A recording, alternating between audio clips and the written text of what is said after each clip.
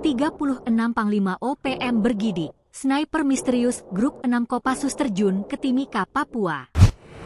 Dipimpin sosok perwira misterius dari Kopassus yang telah lama bertugas di Papua, Prabowo mengesahkan pembentukan Grup 6 Kopassus.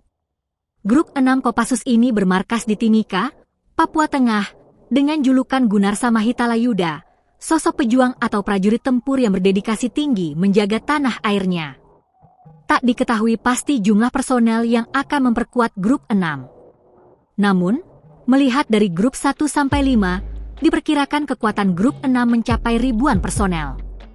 Grup 6 Kopassus merupakan pasukan istimewa karena diperkuat prajurit tempur ahli intelijen, perang hutan, dan sniper atau petembak jitu.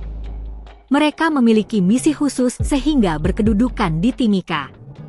Juru bicara OPM, Sebbi Sambom, mengatakan tak gentar dengan penempatan Kopassus, meski kabar ini menggetarkan hati 36 Panglima OPM di Papua.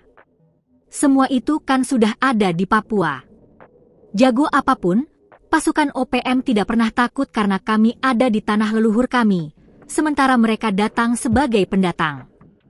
Maka kami siap, ujar Sebbi, Ahad, 10 Agustus 2025. Sayangnya, sesumbar Sebbi tak sesuai kenyataan, sebab ia sendiri dicurigai berada di luar negeri. Ada semacam keraguan di hatinya, sehingga ia mengancam dan meminta TNI, khususnya Kopassus, untuk tidak melanggar hukum humaniter.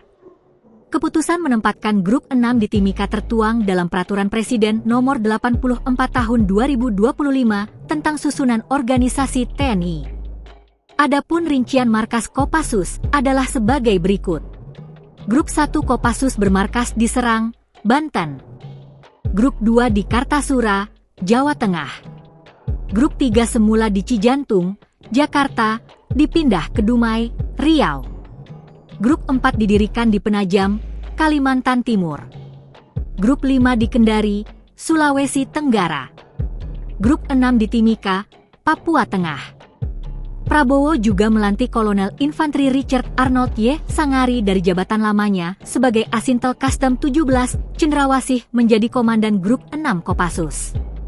Ia menegaskan kepada para komandan untuk berada di barisan terdepan, turun ke lapangan, serta melindungi dan membela rakyat di Indonesia, khususnya di Papua. Diketahui, Operasi Habema dan Kopassus bersama aparat gabungan telah membuat 6 anggota OPM gugur dan 1 ditangkap. Bahkan, Wakil Panglima Mayor Wenda tewas ditembak di Lanijaya. Download Tribun X sekarang, menghadirkan lokal menjadi Indonesia.